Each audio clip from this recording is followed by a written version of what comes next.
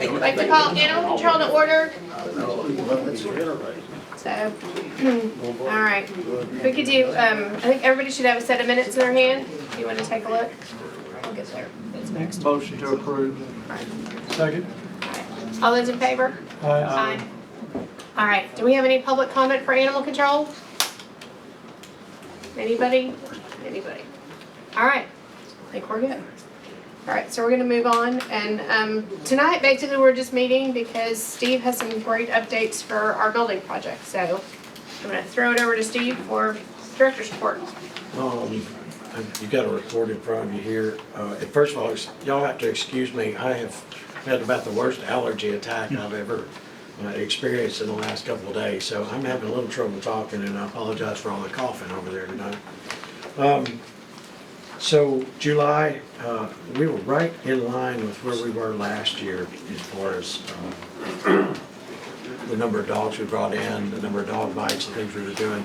What we are seeing more is more interactions with the public, and I feel really good about that number. We're getting dogs returned more, and we are getting more adoptions than we had before. So that always makes it easier for us. We have several new programs coming on, but I'll switch over here after. Do y'all have any questions about the report itself? Take a motion to approve the director's report. Motion to approve. Second. All right, all those in favor? Aye. All right. So let's talk about the building here. Guys, I've got a set of plans, but I can't print them. So this is kind of our abbreviated set of plans here. And it shows basically what we've kind of settled on. We are still having some discussions on exactly how we place the sally port, some things to do with the amount of pavement we're allowed to have because of stormwater issues, and those type of things.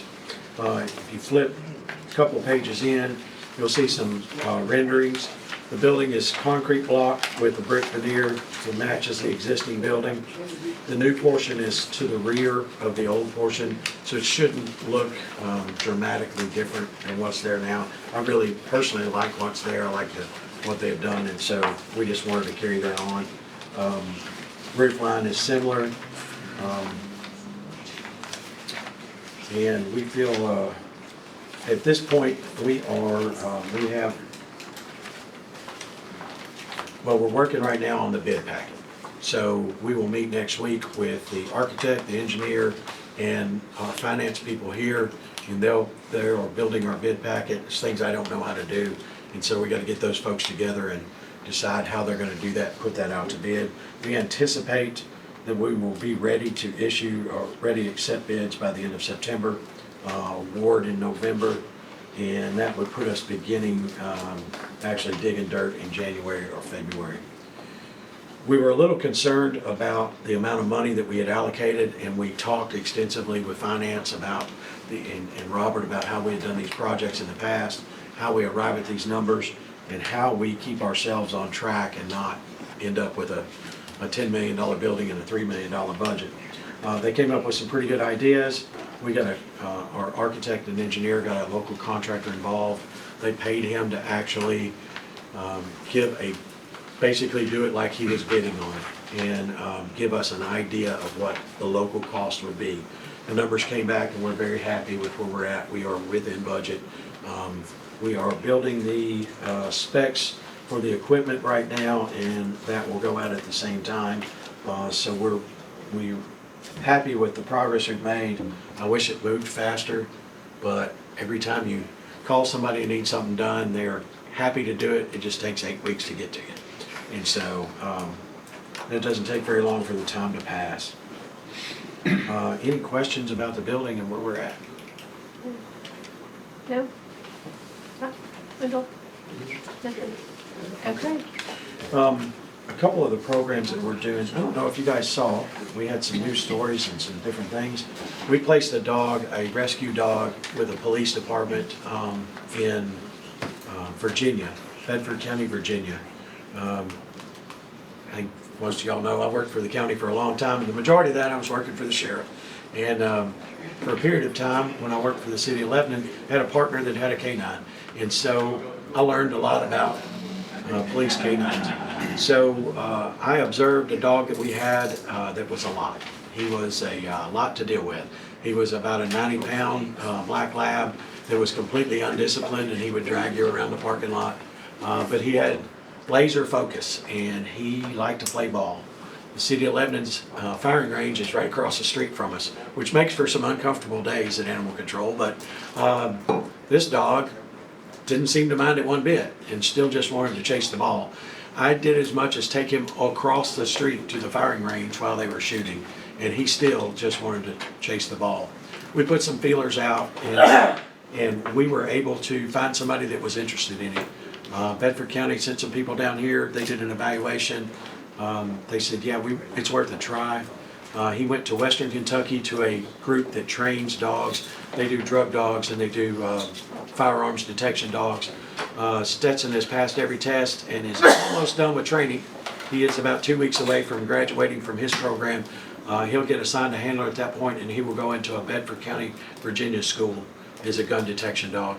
The trainer there has called me and given us a big compliment, said, pretty good at picking out dogs. If you find another one, give us a call.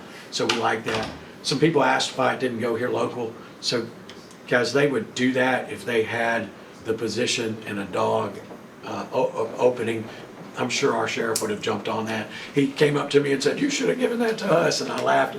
So I had talked to them. They have to have, all those things have to meet at the right time. So absolutely, I'm sure he would have done that had he had the opportunity. So we were pretty proud of that. Today, I spent several hours with a young lady from a group called Retrieving Independence.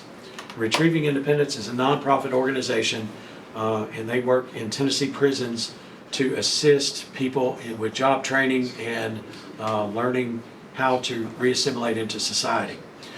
They evaluated 3 dogs, and they're going to be pulling 3 dogs from us through a rescue. We are also partnering with Agape Rescue out of Nashville. So Agape will actually take possession of the dogs, and they will, for all intents and purposes, adopt them. From there, and they take responsibility for them. From there, Retrieving Independence will take those dogs, and they will go to a women's correctional facility here in Tennessee, and those women learn to train dogs, not just to be good dogs for pets, but to be dogs for medical assistance or that type of thing. So they evaluated about 8 today, which is kind of why I look at a shambles, because it was kind of like herding cats for a while. But they're going to pull 3 of those 8 to go in the program. We're super excited about this. This is a win-win for everybody. Costs us absolutely nothing and gives us more room. Somebody asked me why we would build a building with 35 spaces in it. Why not build a building with 45 or 55? We need 30 right now. 5 gives us a little cushion.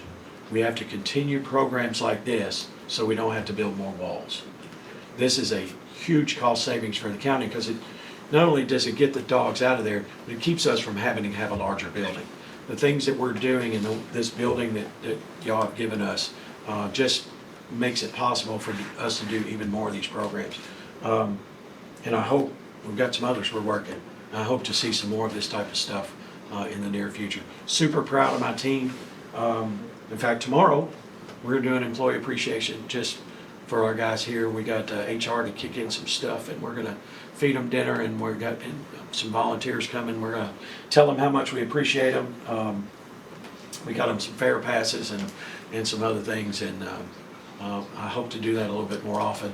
The employees are our backbone, and these people are pretty amazing. And we had one hurt recently. I know y'all know Corey. Corey's been with us a long time. It's a dangerous job. He got out on a welfare check. He was dealing with a person that had some mental issues, and they had a dog. And he could not get away from the person and get away from the dog fast enough, and he got bit. Had to be transported, had some stitches, and he's better. He's back at work, but something to keep in mind. We do a dangerous job, and they do a really good job. I'm very proud of everything that they're doing. I think that's all I got for tonight. All right, well, thank you for everything that you guys are doing and being creative and finding all these great programs that we've never had before. Well, I gotta tell you, our volunteer Pretty program amazing. is amazing. We have an amazing group of people. Got a lot of folks that have moved here from elsewhere. You know, a lot of folks from California, from New York, Chicago, that moved into this area. Well, some of those folks have come forward and said, we wanna help, and I gotta tell you, thrilled to death. I've got the youngest franchisee in McDonald's history. I have these people are all retired. I have a retired Beltone engineer. I have a retired airline pilot. I've got a corporate lawyer who I guess she can work anywhere and decided to move here. I've got lots of very impressive folks, and they come in and volunteer their time, and it has worked out fantastic for us. That's great. All right, does anybody have any questions? Anybody on the committee, anybody not on the committee have any questions? All right, is there any old business? Any new business? One more motion. Motion to adjourn? All right, thank you.